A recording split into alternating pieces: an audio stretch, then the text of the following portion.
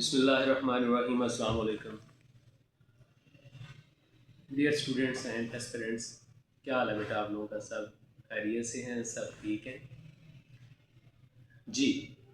जैसा कि आप लोगों को पता है, हमने एडीपीपी के एग्ज़ाम की तैयारी शुरू की हुई है, जिसमें रेगुलर बेसिस पे उसका सिलेबस डिस्कस किया जा रहा है। आज हम लोग अपील एंड रिवीजन के मतलब डिस्कस करेंगे। अपील क्या होती है, रिवीजन क्या है, इनकी ग्राउंड्स क्या हैं और प्रोसीजर क्या है। जी स्टार्ट करते हैं। सबसे पहले अपील क्या है? Appeal is a statutory right to challenge a judgment, conviction, sentence or order of a lower court before a higher court. Right to appeal must be expressly provided by law. सादा अल्फाज में अगर कहें तो जो appeal है ये statutory right है हर एक का।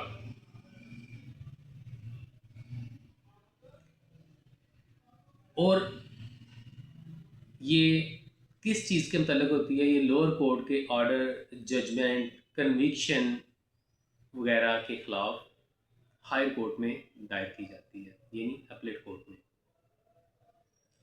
अब मुख्तलिफ अक़साम हैं अपील की, वो हम डिस्कस करते हैं with sections of PPC, sorry PPC CrPC के मुताबिक हम डिस्कस करें, क्योंकि प्रोसीजर पढ़े हैं हम सीआरपीसी का के मुताबिक। जी, types of criminals of appeals. Number 1, appeal against conviction. पहले नंबर पे जो एग्ज़ाम में पहली है अपील की, वो है अपील अगेंस्ट कन्विक्शन। दूसरे नंबर पे अपील अगेंस्ट इक्विटल। तीसरे नंबर पे appeal for enhancement of sentence. चौथे नंबर पे appeal against enhancement of compensation. पांचवें नंबर पे appeal against orders requiring security. छठे नंबर पर अपील इन समरी ट्रायल्स। जी, आप ज़रा ये जितनी भी काइंड्स हमने डिस्कस की है इनको ज़रा डिटेल से डिस्कस करते हैं ताकि कंसेप्ट भी क्लियर होता जाए। जी, first of all appeal against convictions, section 410 of CRPC, filed by the accused against। ये अक्यूज्ड अपील दायर करेगा किस लिए? Finding of guilty against sentence against both conviction and sentence. Simple wording में अगर कहा जाए तो अपील अगेंस्ट कन्विक्शन जो है ये अक्यूज दायर करता है सेंटेंस के खिलाफ, और कन्विक्शन जो हुई है कोर्ट की तरफ से उसके खिलाफ हायर कोर्ट में चैलेंज की जाती है। इसी तरह हमारे पास नंबर 2 पे जो किस्म है अपील की वो है appeal against acquittal. Section 417 CrPC. तो ओ ये कौन दायर करेगा अपील अगेंस्ट इक्विटल के? ये या तो सूबाई गवर्नमेंट, प्रोसिक्यूशन, या जो कंप्लेनेंट है वो दायर करेगा। यानी प्रोविंशियल गवर्नमेंट का राइट है, इसका कंप्लेनेंट का राइट है। नंबर 3 पे हमारे पास है appeal for enhancement of sentence, सज़ा को बढ़ाने के लिए अपील दायर करना।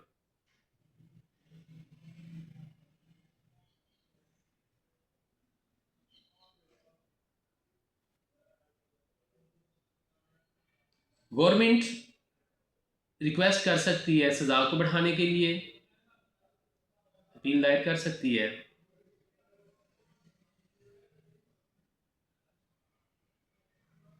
कंप्लेनेंट भी कर सकते हैं। इसी तरह appeal against enhancement of compensations, victim में appeal if compensation is insufficient. अगर तो जो मुआवजा विक्टिम को दिया गया है वो कम है, उसको बढ़ाने के लिए वो हायर कोर्ट में अपील दायर कर सकता है। उसके बाद नेक्स्ट है अपील अगेंस्ट ऑर्डर, और लास्ट वन समरी ट्रायल के अंदर अपील दायर की जा सकती है, यानी अपील इन समरी ट्रायल्स।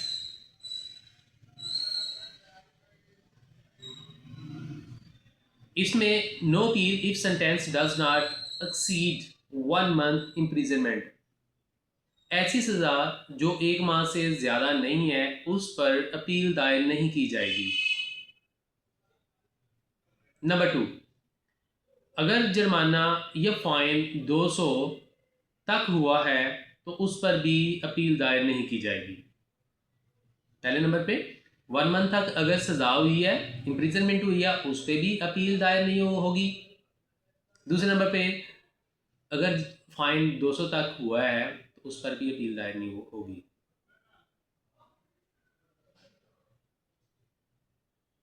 जी, अब हम लोग डिस्कस करते हैं procedure for filing appeal. Appeal हमने कैसे दायर करनी है उसका तरीका कार डिस्कस करने लगे हैं। सबसे पहले हम देखेंगे ये जो मेन पॉइंट्स हैं वो डिस्कस करने के बाद फिर हम डिटेल से डिस्कस करेंगे। Number 1, limitation period. अपील दायर करने के लिए लिमिटेशन पीरियड को मद्देनज़र रखा जाएगा। दूसरे नंबर पे फाइलिंग रिक्वायरमेंट्स, अपील दायर करने के लिए किन किन चीज़ों की ज़रूरत है वो मद्देनज़र रखी जाएंगी। तीसरे नंबर पे जब अपील दायर हो जाएगी तो कोर्ट इशूज नोटिस, जो ही अपील दायर हो जाएगी तो कोर्ट नोटिस भेजेगी पार्टीज को। नोटिस इशूड स्टेट और प्रोसिक्यूशन,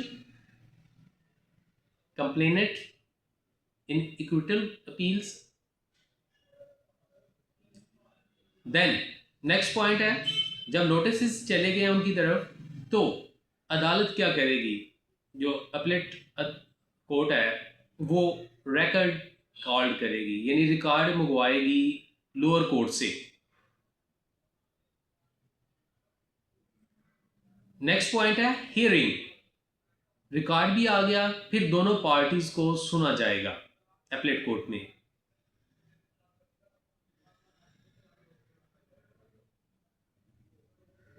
तो both sides are heard, counsels for appellant, prosecutor और कंप्लेनेंट कोर्ट में रीअप्रेज इंटायर एविडेंस। और next point appellate's power, appellate court जो है उसकी पावर 423 CRPC के मुताबिक क्या है वो डिस्कस करते हैं। पावर्स है हमारे पास, reverse the finding and sentence, जो प्रीवियस ट्रायल के अंदर जो ट्रायल हुआ जिसमें सजा हुई, कोर्ट के पास अख्तियार, अपीलेट कोर्ट के पास अख्तियार क्या क्या है वो हम डिस्कस करने लगे हैं। पहला अख्तियार है reverse the finding and sentence, जो सेंटेंस दी गई है, जो फाइंडिंग दी गई है उसको रिवर्स कर देना। दूसरे नंबर पे ऑर्डर रीट्रायल, जो ट्रायल किया गया उसको रीट्रायल करना, मतलब दोबारा सारे का सारा ट्रायल इनिशिएट करना। पहला क्या था, रिवर्स फाइंडिंग, जो फाइंडिंग दी गई उसको रिवर्स कर देना। दूसरे नंबर पे रीट्रायल, तीसरे नंबर पे ऑल्टर चार्ज और रिड्यूस सेंटेंस, जो भी चार्ज हुआ उसको चेंज करना या सजा को कम करना। एक्विट होगा या कन्विक्ट, मेंटेन्स जजमेंट। जी, ये था प्रोसीजर इसमें अपील का। अब अपील के लिए एक ग्राउंड होनी चाहिए जिस पर आपने अपील दायर करनी है। ग्राउंड्स फॉर अपील ये हम डिस्कस करने लगे हैं। कौन कौन सी ग्राउंड्स हैं जिसके ऊपर अपील इन्हसार करती है। नंबर 1, मिस रीडिंग और नॉन रीडिंग ऑफ एविडेंस। पहला पॉइंट हमारे पास मिस रीडिंग और नॉन रीडिंग ऑफ एविडेंस, यानी कि जो एविडेंस रिकॉर्ड करवाए गए हैं उनको या तो पढ़ना ना, या उनको ऐड ना करना, कंसीडर ना करना, यानी हमारे पास इंपॉर्टेंट एविडेंस इग्नोर्ड, यानी उसमें जो एविडेंस करवाई गई, जो इंपॉर्टेंट एविडेंस हो वो इग्नोर कर दी गई हो। नंबर 2, रॉन्ग इंटरप्रिटेशन, एक्सप्लेनेशन गलत करना। नंबर 2, दूसरी ग्राउंड, पहली ग्राउंड मिस रीडिंग, दूसरी ground miss application of law. Miss application of law दूसरे नंबर पे, दूसरी ग्राउंड क्या है? Miss application of law. पहली क्या थी? मिस रीडिंग थी, और दूसरी miss application of law, incorrect application of Pakistan penal codes के OSO और CRPC। इन चीज़ों की गलत एप्लीकेशन यानी कि मिस अंडरस्टैंडिंग को मद्देनजर रखते हुए लॉ को अप्लाई करना, इंप्लीमेंट करना। पहला क्या था? मिस रीडिंग, दूसरा मिस एप्लीकेशन ऑफ लॉ, तीसरे नंबर पे प्रोसीजरल इरेगुलरिटीज। प्रोसीजरल इरेगुलरिटीज, इसमें कौन कौन सी चीजें आ जाएंगी इरेगुलरिटीज के अंदर? Procedural, number 1 illegal investigation, investigation जो है वो इलीगल हो। दूसरे नंबर पे इनवैलिड चार्ज, चार्ज जो लगा हो वो इनवैलिड हो। तीसरे नंबर पे इनएडमिसिबल एविडेंस यूज्ड, यानी कि वो गवाही या वो एविडेंस जो इनएडमिसिबल है उसे एडमिसिबल करना, एडमिट करना या उसका इस्तेमाल करना। नेक्स्ट है नो फेयर ट्रायल, यानी ट्रायल बिल्कुल फेयर ना हुआ हो, ये भी ग्राउंड है। No legal representation, number next trial जज, denial of cross examination. Next जो ग्राउंड है हमारे पास वो है रॉन्गफुल कन्विक्शन, कन्विक्शन रॉन्गफुल हुई हो, या अनजस्टिफाइड इक्विटल, किस बिहाव पे? वीक एविडेंस के बिहाव पे, unproved guilt beyond reasonable doubt. Next point हमारे पास जो है हार्श और इलीगल सेंटेंसिंग, सेंटेंस डिसप्रोपोर्शनेट, यानी जिस जैसा जुर्म हुआ उसके मुताबिक सजा नहीं दी गई। आप ये कह सकते हैं हीनियसनेस को मद्देनजर नहीं रखा गया, सीरियसनेस को मद्देनजर नहीं रखा गया। Mandatory provisions ignored. जी, ये तो था हमारे पास अपील का टॉपिक। इसी के साथ अपील के साथ हमारे पास है नेक्स्ट रिवीजन, अपील और रिवीजन एट अ टाइम, इन दोनों को डिस्कस करना है हमने। सेम अपील दायर जो की गई है वो 417 CRPC सेक्शन के मुताबिक, 410, 408, 426, ठीक है। उसके बाद और भी कुछ सेक्शन जो डिस्कस किए हैं प्रीवियसली मैंने। अभी रिवीजन के मतलब बात करने लगे हैं।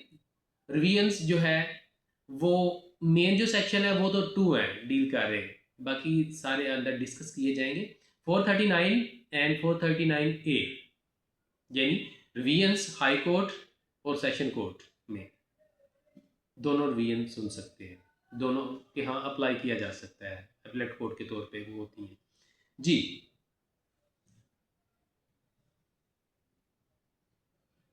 अब रिवीजन के मतलब व्हेन रिवीजन इज मेंटेनेबल, कब मेंटेनेबल है revision? Revisions lies against illegal orders, ये मेंटेनेबल है रिवीजन्स कब? जब ये दायर की जाए इलीगल ऑर्डर के खिलाफ। नंबर 2, इनकरेक्ट फाइंडिंग्स के खिलाफ। पहला क्या है? इलीगल ऑर्डर्स, दूसरा इनकरेक्ट फाइंडिंग्स, तीसरा जुरिस्डिक्शनल एरर्स, चौथा इम्प्रॉपर एक्सरसाइज ऑफ अथॉरिटी। ये 4 पॉइंट ऐसे हैं जिसके बिहाफ पर या जिस बेस के ऊपर रिवीजन दायर की जाती है। कौन कौन सा? इलीगल ऑर्डर के ऊपर, ग्राउंड यहाँ पे आगे ग्राउंड भी डिस्कस कर रहेंगे, लेकिन रिवीजन के लिए मेन चीजें इलीगल ऑर्डर के लिए इनकरेक्ट फाइंडिंग्स हो तब रिवीजन्स, जुरिस्डिक्शनल एरर है हो तब revisions, improper exercise of authority. जी अब हम डिस्कस करते हैं प्रोसीजर ऑफ रिवीजन। जैसे हमने बात की थी अपील के अंदर प्रोसीजर की, वैसे यहाँ पर डिस्कस करने लगे हैं कि रिवीजन का प्रोसेस या प्रोसीजर क्या है, वो हम डिस्कस करते हैं जी। यहाँ पे ये कहा गया who may file revision, revision कौन फाइल कर सकता है? इसमें अक्यूज्ड रिवीजन फाइल कर सकता है, कंप्लेनेंट फाइल रिवीजन कर सकता है। नंबर 1 पे क्या है? अक्यूज्ड रिवीजन फाइल कर सकता है। नंबर 2 पे कंप्लेनेंट रिवीजन फाइल कर सकता है। नंबर 3 पे स्टेट रिवीजन फाइल कर सकती है। नंबर 4 पे any aggrieved person revision file कर सकता है, या कोर्ट में एक्ट सोमोटो, या कोर्ट खुद सोमोटो ले सकती है। इस तरह हमारे पास 5 ऐसी करैक्टर्स हैं, ऐसे करैक्टर हैं जो फाइल रिवीजन फाइल कर सकते हैं, जिसमें accused, complainer, state, any aggrieved person और सुप्रीम कोर्ट, एनी कोर्ट खुद सोमोटो ले सकती है रिवीजन के ऊपर जी। जी फर्स्ट स्टेप हमने डिस्कस किया हु मे फाइल, वो डिस्कस कर लिया। दूसरे नंबर पे फाइलिंग स्टेप्स क्या हैं, फाइल करने के लिए किन किन डॉक्यूमेंट्स की ज़रूरत है, वो मैं फिर ज़रा ब्रीफली समरी के तौर पे आपको पॉइंट्स बता दूं इसके प्रोसीजर के। पहले नंबर पे हु मे फाइल, दूसरे नंबर पे फाइलिंग स्टेप्स हैं, तीसरे नंबर पे कॉलिंग रिकॉर्ड यानी रिकॉर्ड का मंगवाना, चौथे नंबर पे स्टे ऑफ प्रोसीडिंग्स, पांचवें नंबर पे हियरिंग बोथ पार्टीज, छठे नंबर पे रिवीजनल पावर्स,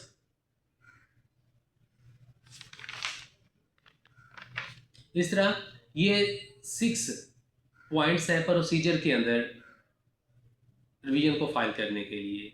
जो पहला पॉइंट हमें फाइल, ये हमने डिस्कस किया। दूसरा पॉइंट डिस्कस करने लगे हैं फाइलिंग स्टेप्स, फाइल करने के लिए किन किन डॉक्यूमेंट्स, किन किन चीज़ की ज़रूरत है, किस बिहाव पे फाइल की जाएगी। नंबर 1 रिवीजन एप्लीकेशन, यानी रिवीजन के लिए application plus supporting affidavit. Number 2 certified copies of order.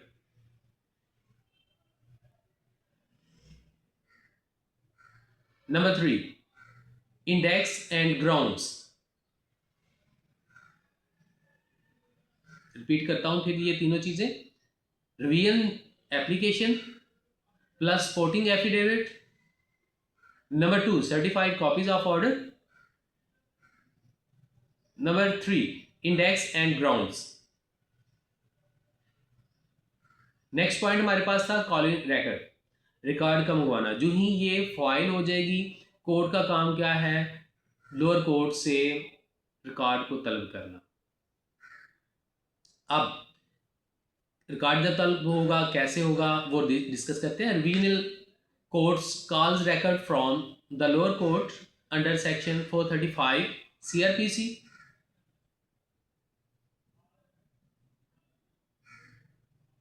साथ ही दूसरा कोर्ट का काम क्या होगा, स्टे ऑफ प्रोसीडिंग्स, जो लोअर कोर्ट की प्रोसीडिंग वगैरह हो रही है उसको स्टे कर देना।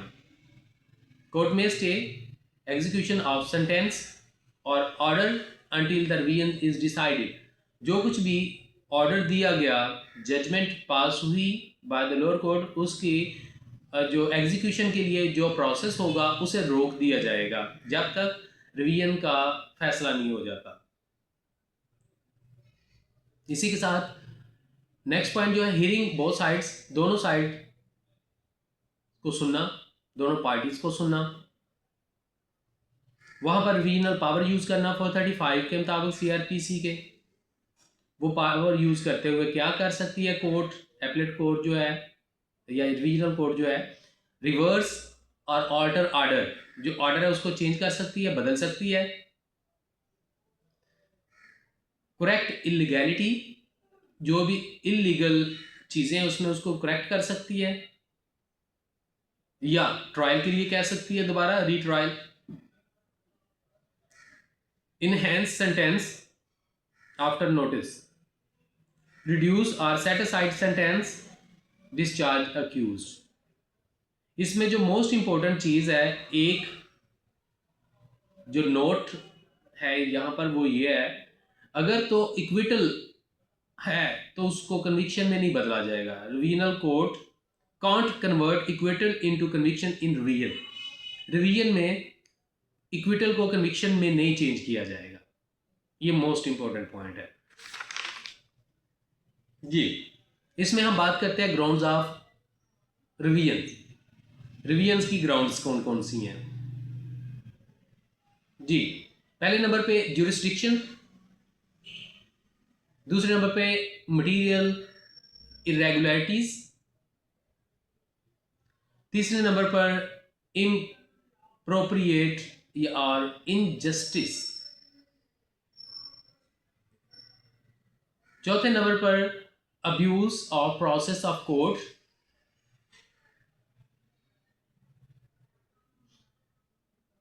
पांचवें नंबर पे आर्बिट्रेरी ऑर्डर। तो इस तरह ये ग्राउंड्स हैं, इनके बेस पे रिवीजन दायर की जाती है। तो ये था आज हमारा टॉपिक अपील एंड रिवीजन्स के अंतर्गत। तो उम्मीद है कि आपको कुछ ना कुछ सीखने को यहाँ से मिला होगा। इनको आपने नोट डाउन कर लेना है और इनको याद भी करना है पॉइंट्स को। तो इंशाल्लाह नेक्स्ट टॉपिक के साथ हाजिर होंगे, तब तक आपने अपना बहुत सा ख्याल रखना है। तो नेक्स्ट हमारा टॉपिक जो होगा वो हम डिस्कस करेंगे विटनेस प्रोटेक्शन एक्ट के मुताबिक। ठीक है, इंशाल्लाह नेक्स्ट टॉपिक के साथ हाजिर होंगे, तब तक आपने बहुत सा ख्याल रखना है। खुदा।